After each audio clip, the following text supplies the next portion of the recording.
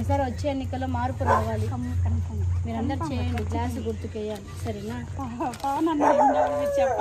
Thank you.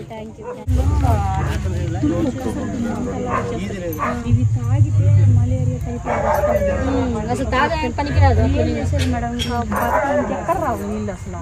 ఆ నీళ్ళకి అడిగితే ఇంకా మాకు బోర్ అయిపోయేలా. మెయిన్ ఇది చూడు, రోడ్లు ఎలా ఉన్నాయి. చిన్నపిల్లలకి దోమలు ఎక్కువ, లైట్లు లేవు. అసలు ఎవరు పట్టించుకోరమ్మా ఇక్కడ. ఈ లైట్లు ఎప్పటి నుంచి లేవు? అసలు పండగల కాలం అంతప్పుడు వేస్తారు కానీ టైం వేయరు.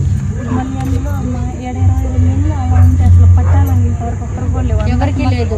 అందరికి ఆధార్ కార్డులు ఉన్నాయి, ఓట్లు ఉన్నాయి, ఎన్ని ఉన్నాయి. ఇప్పుడు పట్టాలు మాత్రం అసలు ఓట్లే ఇస్తామంటారు, మీడియం పెడతారు. మేమేమో అర్జీ రాసుకు ఇస్తాము, తీసుకుంటారు. అది ఏ చెప్పండి. ఈ ప్రభుత్వం ఇంక 3 నెలలు భరించండి. సరేనా? మీరందరూ ఓట్లు వేస్తే వచ్చేది మన ప్రభుత్వమే. నెక్స్ట్ ఎలక్షన్ కి వాళ్ళు వస్తారు, 5,000 ఇస్తారు ఓటుకి.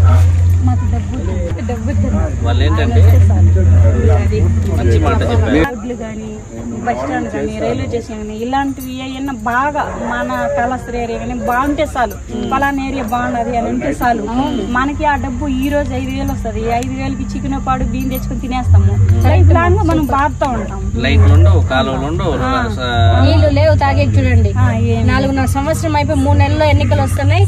మీకు ఇప్పుడు నీళ్లు తాగేకి 4 సంవత్సరాలు ఎవరు పట్టించుకోరు. లాస్ట్ టైం ఇప్పుడు అమ్మోడు అంటారు, నాయనోడు అంటారు, బాబుడు అంటారు, ఇవుడు అంటారు. కానీ వాళ్ళ హారేట్ ఇస్తారు. కానీ ఇప్పుడు మాలాంటి మాకు కొంచెం పెద్ద పిల్లలు ఉంటారు, మాకు ఏ ఇది రాదు. అప్పుడు వేసి మేమేం ప్రయోజనం. కాబట్టి ఏ ప్రజలకు ఇవ్వాల్సిన అవసరం లేదు. కానీ అందరూ బతికేలాగా అన్ని సేవలు చేస్తే చాలు. బాగా చెప్పారు. సరే, పవన్ కళ్యాణ్ గారు కూడా ఆలోచనతో వచ్చారు. మీరందరూ ఈసారి చేయండి. Thank you. ఫ్యామిలీ వాళ్ళు ఏమి ఇవ్వలేదు మేడం. వాళ్ళు బాగుంటుంది అంతే. సరే, వెళ్ళొస్తాం.